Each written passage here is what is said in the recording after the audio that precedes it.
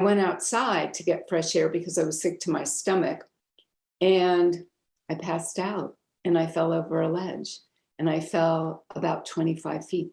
My right leg was shattered. I had back fractures. I was actually much later diagnosed with a traumatic brain injury. Around week 4, my former husband came, suitcases packed, saying he no longer wished to be married. And even though I take full responsibility for my portion that contributed to that decision, you might agree that the timing wasn't exactly optimal, not that it ever is. And the real true blow came when we went to court. My former husband is an attorney, and he was awarded full custody of our son, who was only 4.5 at that time. You're listening to the Woman of Value podcast. You are about to hear the story of a woman who is following her dreams and passions and creating positive change in the world. My guest today is Wendy Darling. She is the founder of the Miraculous Living Institute. She has over 40 years experience as a relationship and transformational results expert. She's a speaker, an author, a seminar facilitator, management and organizational development consultant, a master healer, and a coach. She has created a unique and innovative system called the Miraculous Living Method, and it allows you to get the results you want with greater ease and speed. And we're going to talk a little bit about that during the podcast today. Wendy also hosted 2 of her own podcasts and has been featured in Forbes as well as many other publications. She is the #1 best-selling author of a few books, Create Your Miraculous Life, It Is Never Too Late, and The Miracle That Is Your Life, 2 books. Wendy's clients repeatedly refer to her as their personal fairy godmother for assisting them in turning their dreams into reality. I love it. Well, welcome to the show, Wendy. Oh, delighted to be here. Thank you so much. So we were talking a little bit before we began, and that we have so many common interests, and we actually are serving many of the same clients. And I know that being a woman of value is an important thing to you. So if you can help us understand what it does mean to you, that's the first question I ask everyone. First of all, I've been around for a while, and I've seen a lot of changes. I turned 70 in May.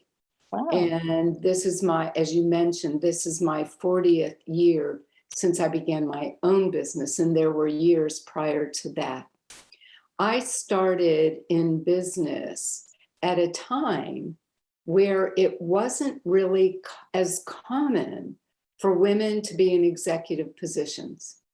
And I don't know if my brain just was wired differently, but I just never saw that as an issue.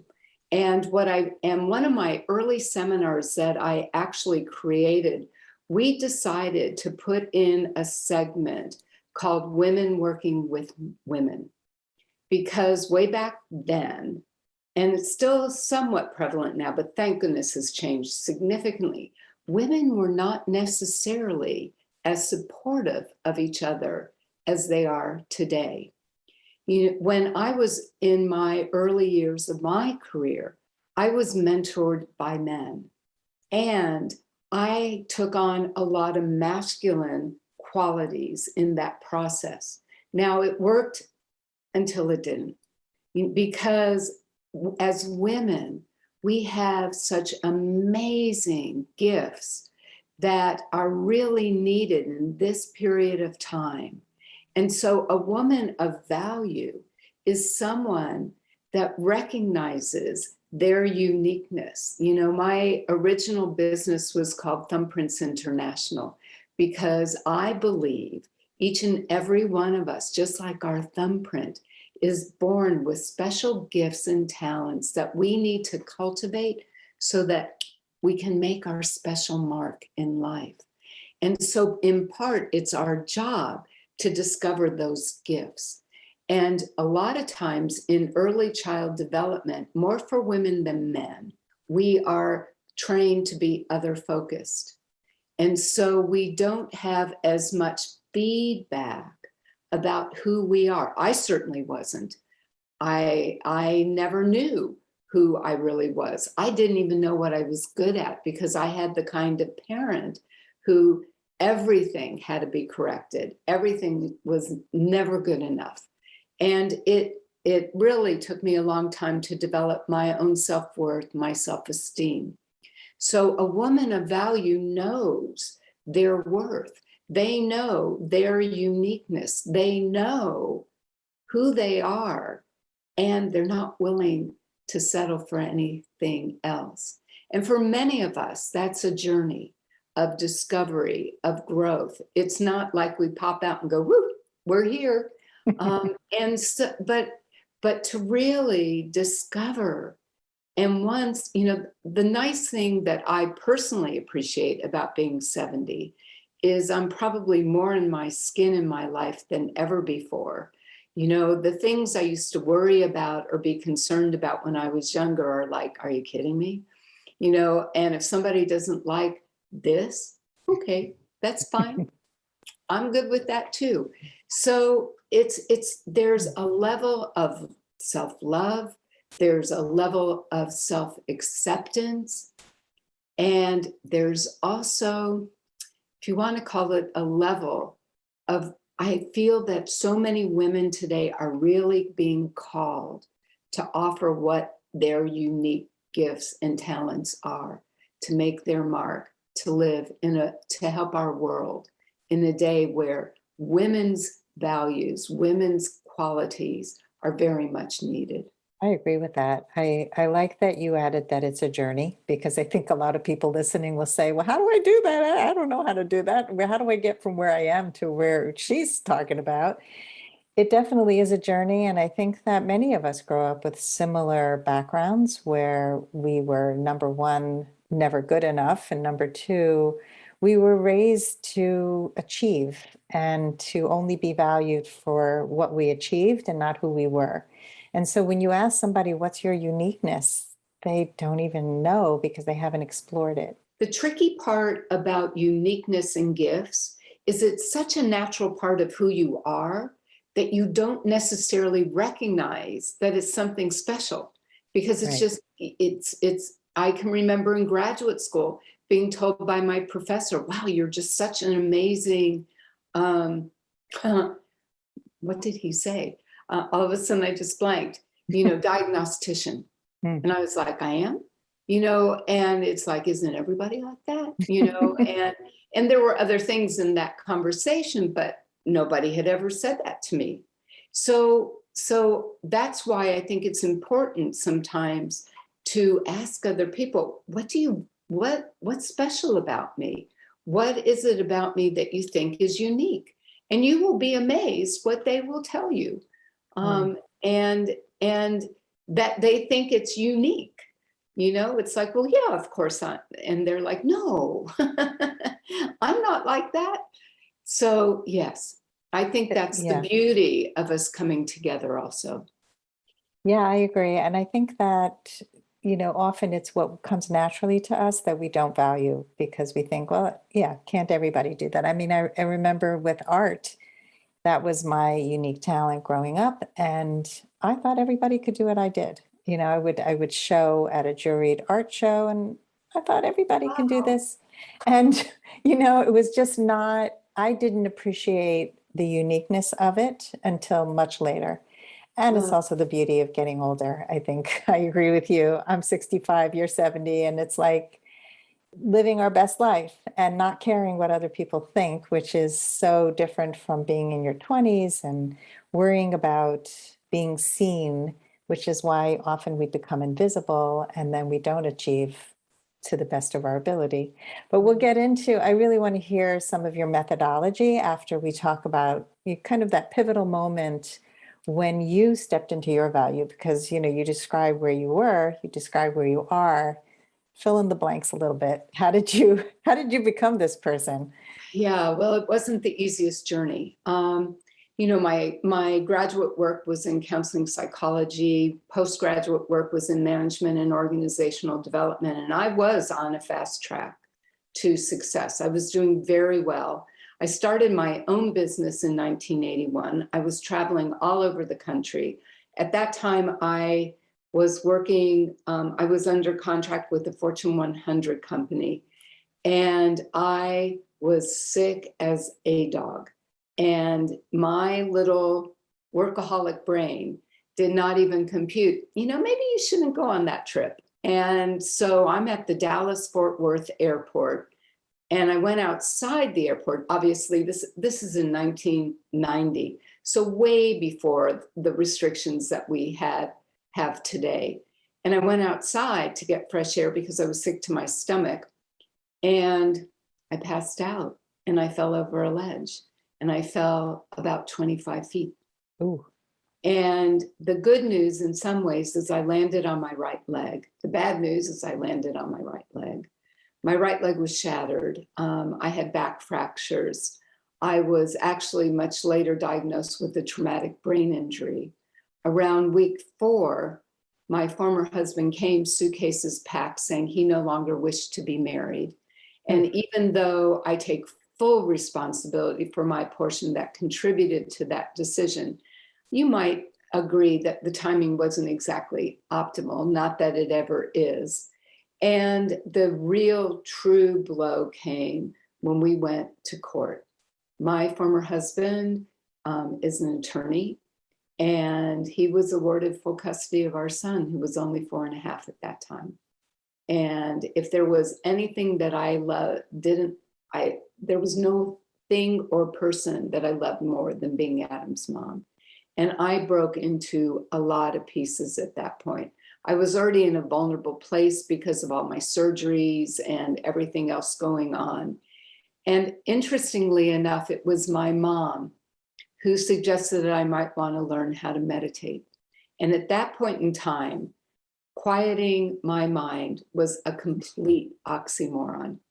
But, desperate times, right? Because I even remember being in the hospital, and just this question kept going around in my head. What choices had I made that got me here? And what choices am I going to have to start making to dig out of this very deep hole? And so when I started to learn how to meditate, I remember I found somebody, we would meet at this person's home, just a small group of us, and we had little places in their home that we did our thing. And I remember going to Michael, the person who was teaching us, and saying, it's really interesting. Every time I almost feel like my mind is going to relax, I get this urge to sing. And he just looked at me, he said, well, then sing. And I started to laugh. I said, you don't understand. I actually have people in my life that request I not do that. And so he just kind of gave me a look, and he said, just see, give it a try. So I went back to my little place in the house, got into that space, and I let this, what is kind of a melodic type of singing, come out of me. And for the first time in a very long time, not only did my mind begin to relax, but so did my body. And I was living in Dallas, Texas at that time. And what they say is kind of true. Things are a little bit bigger there, especially I live in Southern California now. It's a little different. And I used to do my meditation and singing in my closet because I loved how it felt. I loved the enclosure. I loved the acoustics. And it wasn't too long that I realized, I think this could be more than what I thought it was. And it wasn't too long after that I was back at this person's house, and I'm walking down their hallway, and I pass by another person in our class, and out of my mouth comes, you have a block around your heart. And I'm thinking, well, where did that come from? And so I'm continuing to walk, I'm kind of, it's like, what the hell was that? Excuse me. And I'm walking down the hall, and I hear the person's son, who was a teen at the time, very gifted, was somewhere behind me.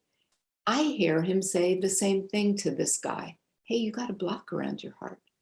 And I'm thinking to myself, you need to know, I was a very traditional management consultant. My lane was executive and team development. It was not that. So I started to play with it.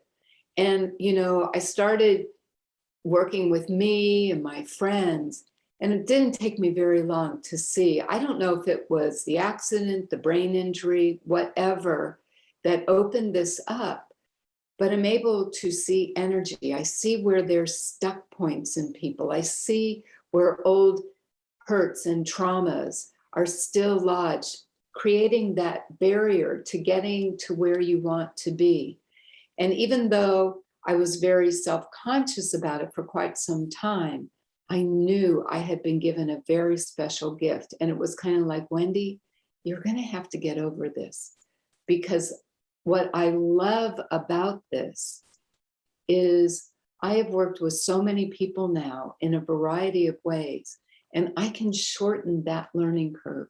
I can shorten the period of time from where they are to where they want to be, because they don't have to figure it out. The process takes care of the inner work. There's a brain training component. And I think it was my journey through all of this that restored my confidence in life. It restored my confidence in God and opened up a whole world for me of energy and healing. I never, ever, if you would have asked me, little girl, what do you want to be when you grow up? I don't think the word miracle worker would have ever been on a list of 100. And even how that got birthed was a very gradual process in itself, because to me, that's a very bold statement. Miraculous living, seriously? I would love to just have, so I help restore hope. And the first place that it started was me. After I lost custody of my son, I was devastated. I felt, but I was broken open. And, my career probably masked a lot of underlying insecurities. I think you mentioned, a lot of people strive for a certain level of success and how we define that. Well, I started with a blank slate. And so because of that, I just very gradually, kind of like the caterpillar turning to a butterfly, just it was a journey, and it wasn't like a straight line. I would poke my head out for a while and then, maybe retreat more. But for today, even though I wish that the process in my case was a little bit easier, I'm so grateful because I can make it much easier for somebody else. Yeah. Wow, what a story. First of all, I'm not surprised that you developed this ability after your brain injury, because I know somebody else who developed the same skill set. Mm. This woman that I co-lead boundaries courses with, she had a brain injury, and she's actually done a clearing on me where she sees things, and she's been able to channel books just come out of her, and like all this stuff that never happened before. So it's pretty incredible. Like scientifically, they've done studies on brains after a brain injury, and for some people, like the brain waves are just going so fast. There's so much going on in there. And there's a lot of misunderstandings about what brain injuries are and how people can treat them. But you definitely had a huge challenge, and you worked really hard to overcome it. I mean, I can just imagine the difference between being an analytical, problem solving, got it all together, analysis, to tapping into right brain, really being much more open and, not controlling. Like it's like the polar opposite. But Yeah, obviously this was in you. But they work very well together today. Yeah. So tell us a little bit more about that, because, the work I do is also a hybrid of lots of different methodologies, because I don't believe that we can know a person just by analyzing what happened to them in the past or using a tried and true method that somebody else created. for me, it's like a little neurolinguistic programming, a little coaching, a little nonviolent communication, a little behavioral therapy, a little intuition, a little creativity. So tell us what your program, like, how it all works. Yeah, well, first of all, I'm a do what works kind of girl. In fact, that was my graduate thesis. They wanted me to proclaim what my theory of psychology was. And I went, well, here you go. and so when I work with people, I come into your world. I want to really wake up and dial up your deepest desires. So one of the first places we start is what I refer to as magic wand time.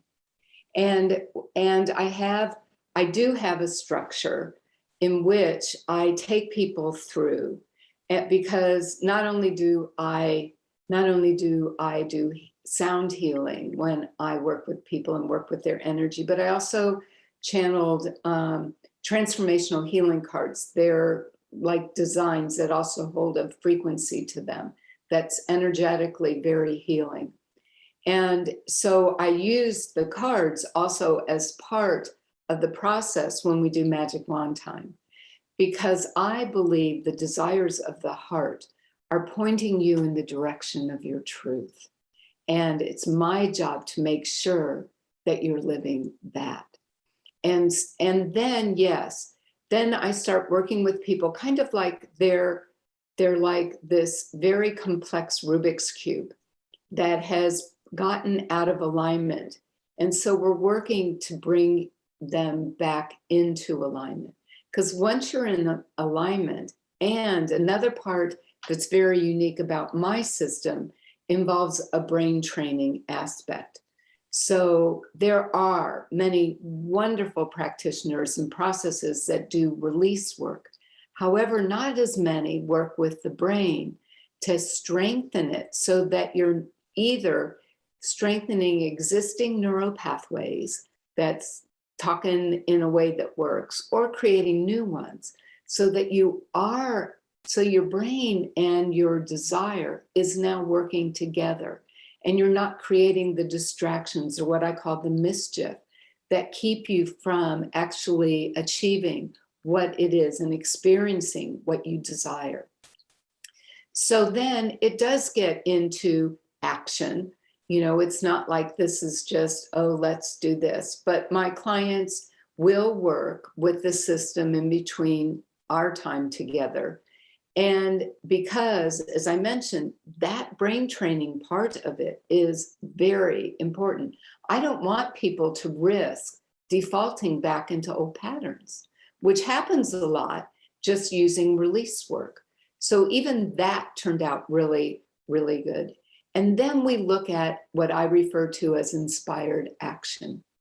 And inspired action is, yes, I definitely know what my next step is. Doesn't mean that that next step may be easy, but you just know you have to take it.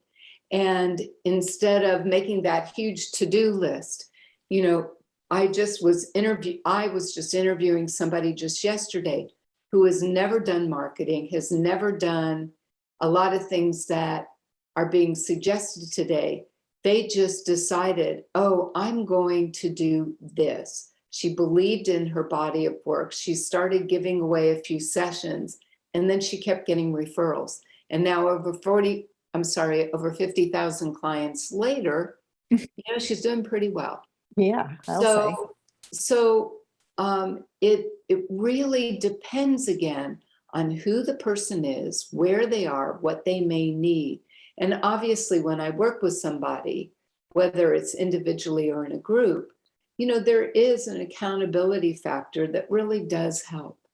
And I have the ability that I see people's brilliance. I see them successful. When I was really younger, I've always had that gift. I didn't know that's what it was. Like I would meet boys and I would see their potential. Well, you don't want to date a potential that may or may not happen. Not a good idea. And so I'm able to see, and I'm able to hear and know people's truth. So when we're talking, it's like, I'm not so sure that let's look at that. That doesn't feel quite right. So I just really help people stay on track. And what I love is, like you, I've helped people attract love, which I know we're not supposed to have favorite children, but it's one of mine. It's just so much fun. And I've helped business owners grow their business, make more money. I help people raise their financial set point. Every single person I've ever worked with is restricted to some extent in their ability to receive. So we open that up as well. We dial up what I refer to as your attraction factor and your magnetizer. And there are different variables that can help position you for success. And I've also worked with kids with learning disabilities and women that have been abused, and in an extremely short period of time, they are freed from that past trauma and they're able to move forward in their life. And I could give you lots of other examples, but it's just looking at where they are, what their vision for the future is, what their mission is. I always want to know the higher meaning and purpose of why do you want this?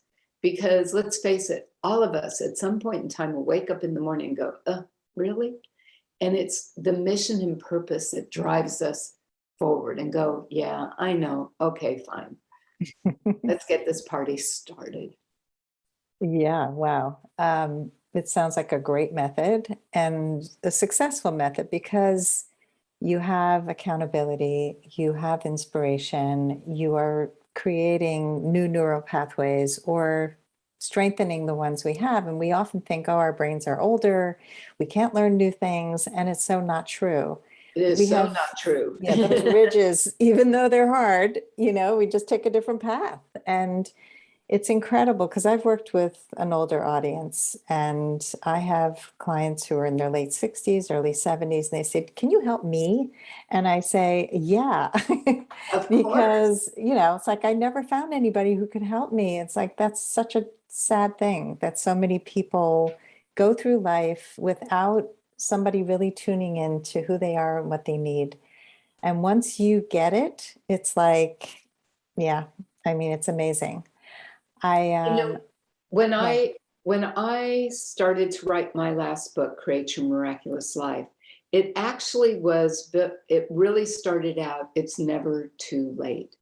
Because I was 69, this was last year. We were in the midst of a pandemic.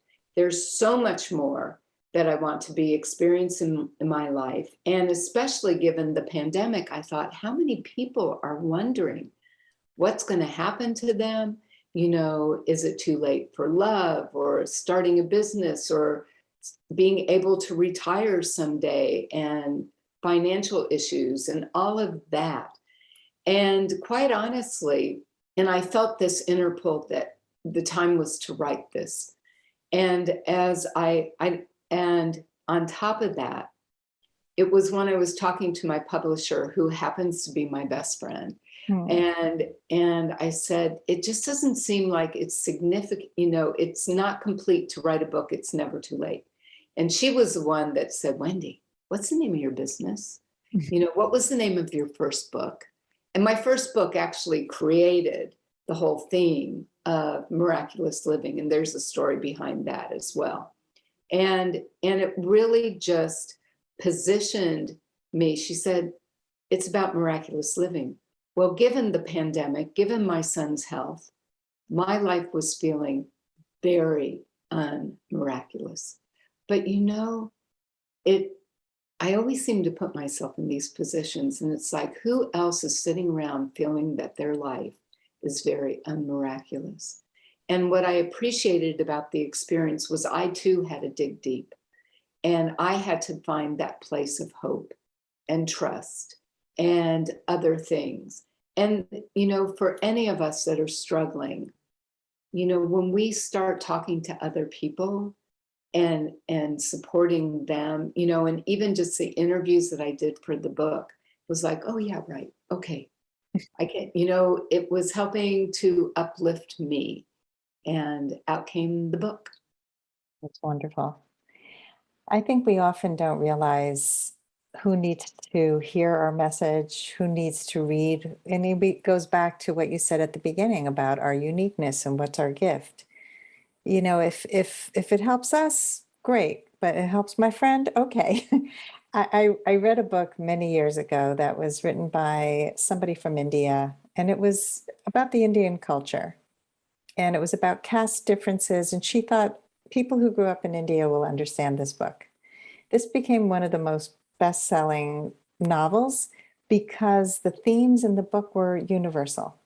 And everybody can relate to feeling less than. Everyone can relate to how do we treat other people? How do we struggle in life? Doesn't matter what your perspective is, and people need to have the gifts that you are sharing. And so you followed your own advice and wrote the book.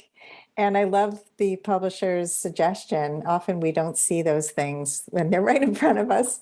My podcast, Last First Date Radio, used to be called Courageous Conversations. And because they were, and I loved the name.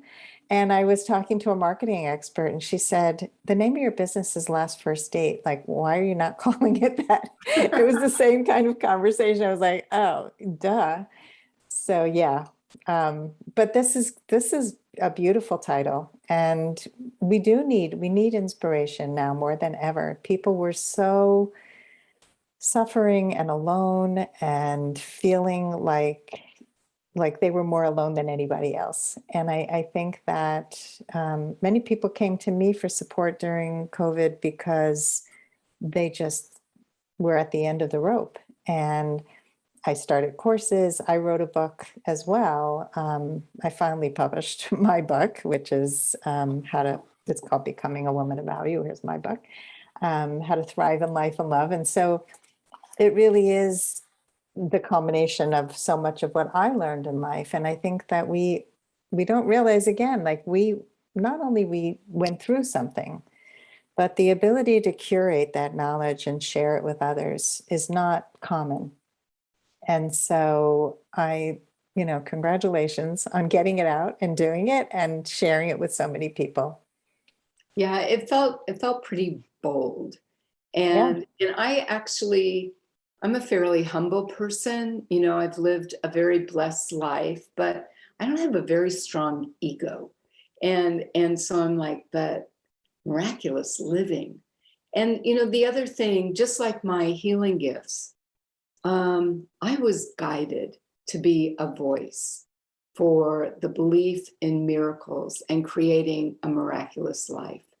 And I feel that it was an assignment given to me. And I've always been one to say yes to assignments. And especially who I was given an assignment from, I'm like, okay, fine. And, Okay, I'll do it's, it. yeah, and it's, you know, and it's humbling in many ways. It's a blessing, it's an honor.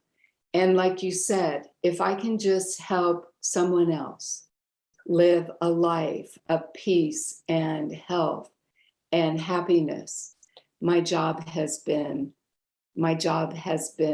accomplished. Oh, that's beautiful. So let's go to the lightning round and do some rapid fire questions. Okay. The first one is a fill in the blank. I used to think I wasn't blank enough. Oh, I didn't think I was good enough, smart enough, pretty enough. That's a good start. Those are pretty basic. What was the number one thing that was holding you back from becoming a woman of value? Me. I really did not know who I was. I did not have a very good sense of my identity. I was always defined by my mom, and I never learned for a long time how to tap into me. And so, I had more of a tendency to listen to other people's opinions and not my own. Yeah, which you can't have an identity if everybody else is responsible for it, right? Very true. Before we ask the next question, I had a question before that I forgot to ask you, which is, how's your son doing? Oh, thank you. He's doing really well. I like to say that I'm cautiously optimistic. Oh, good. It's still going to be a journey for him, I think.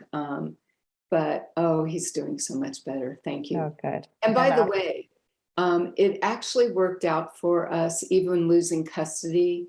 My son was such a sport. He taught me more about unconditional love than any other human being, because we went from one home to two homes to two cities to two states. mm, And he never flinched. And either I was going there, he was coming to me. And he ultimately did come and live with me his senior year in high school. And mm. since then, we've not lived terribly far apart from each other. Oh, that's wonderful. Yeah. My children chose to live with me full time as well. We had shared joint custody, but they, on their own, really wanted to be in a home that felt safer to them emotionally. And I think when a kid can make that choice, it's so much better than fighting over your kid and making them feel terrible and having the parent alienate them from the mom. I mean, there's just so much stuff that happens. So that's a wonderful ending to the custody battle, because a lot of people don't have that, they don't have that relationship. I have many women in my practice who are struggling with their kids being alienated by the father. You know, I take a higher view of that. And you're talking to somebody who really lost out on a lot of her child's life. And I had to trust my son's journey. And I knew basically he was safe. He ended up having a stepmother who wasn't very kind to him. And this, and Adam and I were in enough communication with each other that it wasn't until close to when he moved with me that I really got concerned. Uh, and and so I think, again, instead of I don't believe in fighting over it. I mean, if there's a safety issue, absolutely. I'm not saying this is in every instance, but I think the more we can accept, the more we can support. When Adam was with his father, that's his life. And I had to have trust that he was at least safe. And so my bar was pretty low. And then when he was with me, then we lived and communicated a certain way. And I knew that he was seeing some contrast. And eventually he was going to make choices of how he was going to live his life. Yeah. And so I have a lot of compassion too for people going through that. But I think we really have to look at what is in the best interests of our children. I agree. And having trust in our children and not trying to force an outcome, because forcing is pushing energy and it pushes people away usually. I know. I Yeah. agree. And it's hard. Yeah. I've said to people, listen, these are the same people that you at one time, your hormones were in overdrive, you lost sleep over this person, and your journey has now completed. So the gift of that relationship has been your child or children. Yeah. Yeah. And And be you have to grateful accept for that. Yeah, it's true. I've talked to so many parents who want to control how their kids think, their choices, and they're adults already. And I say, your job for that is over. It's, you need to trust that your child, when something is important to that child who's now an adult, they make those things happen. And just because you see a different outcome or a different future for them that you think is better, that doesn't mean that that's what they want or that's what they're ready for. So it's so much of it is just putting your ego aside. You mentioned ego before. That's 9/10 of all this is like, it's not about you, it's about them. Yes. And I think a lot of times, especially in families of divorce, a lot of people, a lot of parents, understandably put a lot into their children, and they haven't put as much into themselves. Yeah. And so as their children individuate, as they begin to grow into their person, you suddenly the parents going, uh-oh, and they want to hold on to that. And it's not healthy for either one. No. And so, yeah, there's a lot of, shall we say, there's a lot of opportunity there. Yes. This is a whole other podcast. So let's get back to the lightning round, because I mean, it's a great topic. It's definitely worth exploring more. So let's get to the next question, which is, what is the best advice that you can give a woman who wants to become more empowered? Some simple steps to begin to take, if you're not already doing that, is have a morning practice of gratitude. Start to really notice, value, and appreciate the good in your life.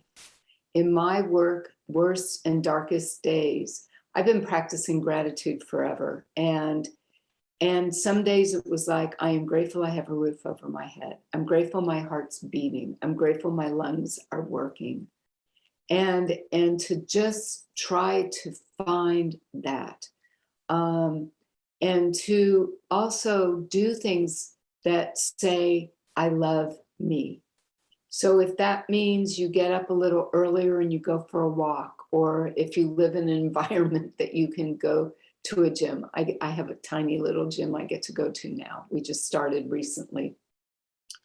And to take care of yourself, to nourish yourself in a variety of ways. And when I say nourish, yes, of course, I'm talking about nourishing yourself through healthy food choices most of the time, but also to spend time in quiet, or taking a bath, or playing some soothing, beautiful music, or if you can, to get a massage, whatever that is for you that nourishes you.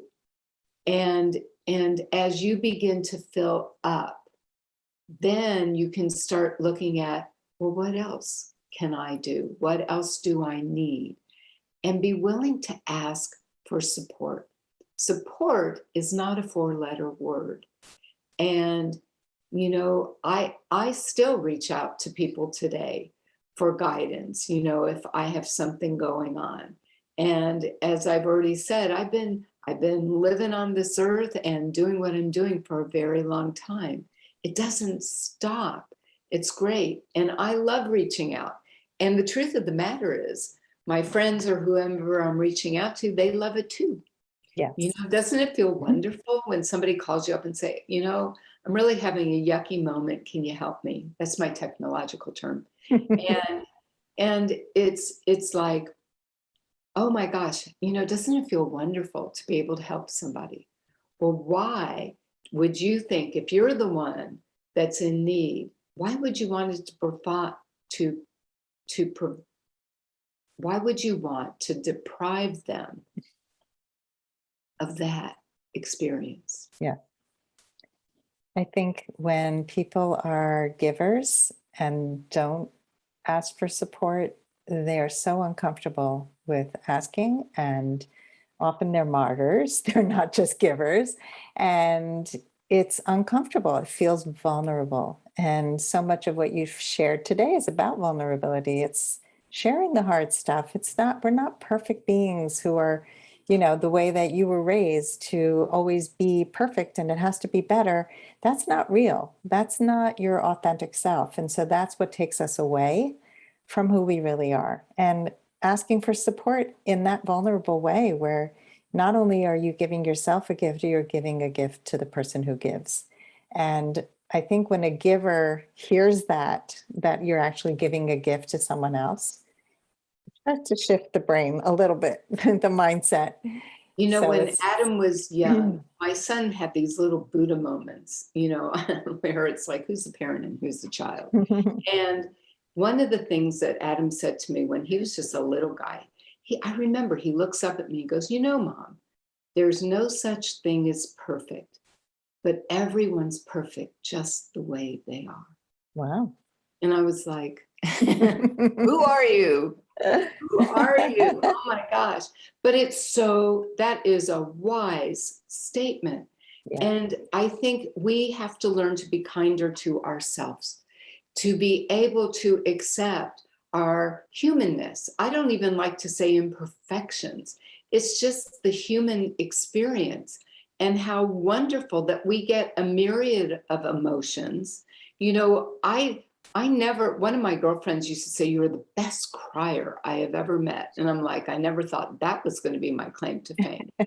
But I never was willing to try to squash this end of the spectrum, because if I did, I also risked not being able to experience this end of the Yeah, spectrum. so true. I just had an amazing experience visiting my grandchildren in Israel. They live really far away. And I have three little ones, 7, 4, and 1.5. And the 7-year-old, the day I was leaving, she started to cry. And I said, what's going on? She goes, I'm embarrassed to tell you. And I said, you never have to be embarrassed to tell me anything.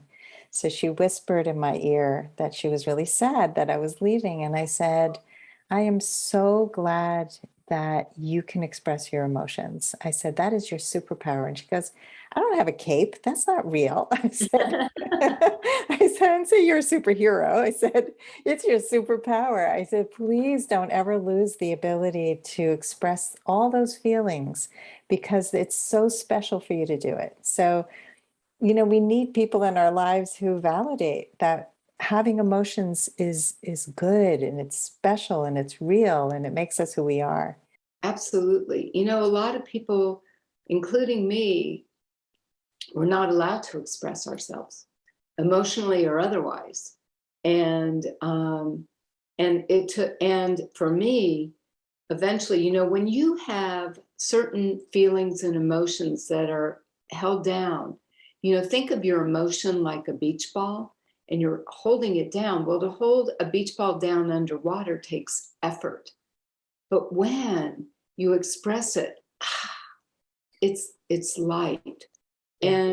And to give yourself, and what a gift to give your granddaughter, that gift of expression is phenomenal, because especially for women more than men, although men have their issues as well,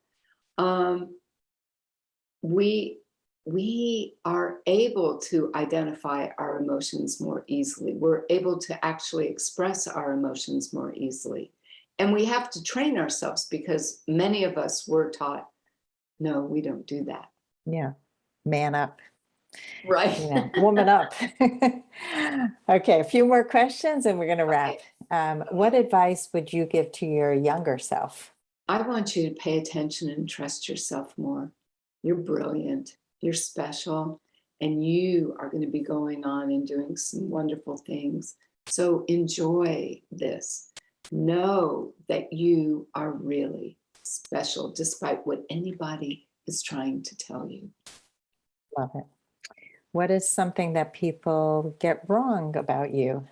I don't know that it's true as much now, but some people used to think I was a snob because I was quiet. I am still, even though I'm very public in my professional life, I don't have a need to be at the center of anything. And I like listening to people. So I think that, and I have very good posture. So some people might think I'm a little aloof.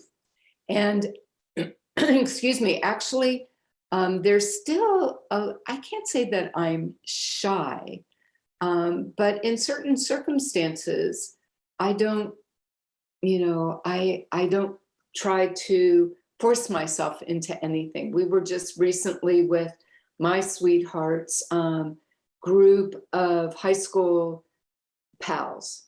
So I was the new kid on the block. And he was really concerned, because he said, "You're not talking that much." I said, "It's just, don't worry.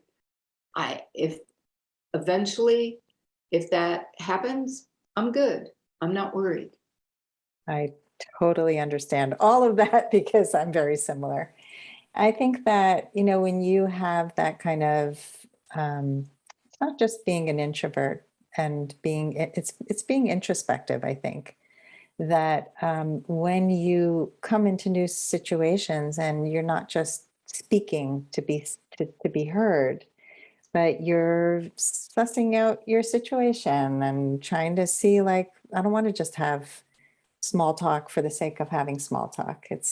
I know for myself, I want to have meaningful conversations, which is why I do 2 podcasts. I love having deep conversations with people. So, just talking for talking's sake before you really know someone can feel kind of, And quite honestly, when I meet people, I like asking questions.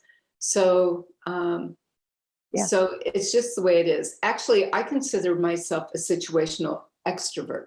Mm. I love being with people until I don't. Yeah. And then I need to replenish by myself. Well, that's the definition of an introvert. Because introverts can be public speakers, many presidents have been introverts. It's how you replenish and recharge. Yeah. And yeah, I mean, being with people is great, but an extrovert recharges with people. I recharge in quiet. Me too. When I was with my daughter and grandchildren, I had my own apartment this time. And so I would say, all right, I'm going to go back to the apartment now. It would be like, I'm saturated. I'll come back when I've recharged. And it's that kind of self-care, because you were talking before about self-care. That's another part of self-care. It's like, know when you need to recharge. Know when you have not, when you're just out of juice. Because when you take care of yourself in that way, it helps everyone else around you. All right, so final question. Okay. It's a big one. How would you like to be remembered? Oh, that is a big one. Well, first of all, I think I would like to be remembered for somebody that really cared and that would do anything and everything for her family and friends. And if you would ask them today, they already know that. And that I really was able to make a difference in the lives of others. That my purpose is assisting others to fulfill theirs, what I refer to as their divine destiny. And that is what I want to be remembered for. Beautiful. So this has just been a wonderful conversation, Wendy. I would love for you to share how people can find you and purchase your books and learn more about you. Well, first of all, the book can be found on Amazon, and it's Create Your Miraculous Life. It's never too late. And my first book is The Miracle That Is Your Life. And then wendydarling.com is my website. I have another one for my corporate business, which is Go the Distance Consulting, GTD Consulting. And on my website, there are ways that you can reach out for us to have a heart-to-heart. If you are interested in that, you'll see some things that I offer. There's an RQ assessment, there's an audio. It's a way to get on my email list. By the way, in my book, there is a link for the Results Accelerator assessment that if you focus this, it'll help you get to your result easier and faster. So there's also a special offer in there as well. Wonderful. Well, all of this will be in the show notes as well. Thank you so much, Wendy, for coming on the show and personifying a woman of value and inspiring our audience to step into their value. Yeah, thank you so much. It's been a delightful experience. I really appreciate it. If you would like to step more fully into your value, grab a free copy of The Ultimate Guide to Becoming a Woman of Value on my website, thewomanofvalue.com. Just click the link at the top of the homepage. And if you haven't already done so, be sure to click the subscribe button in your listening app. And if there's something in this episode that inspired you, please share it with others, because the more we share these inspirational stories, the more women of value we will have in this world. I'll see you next time.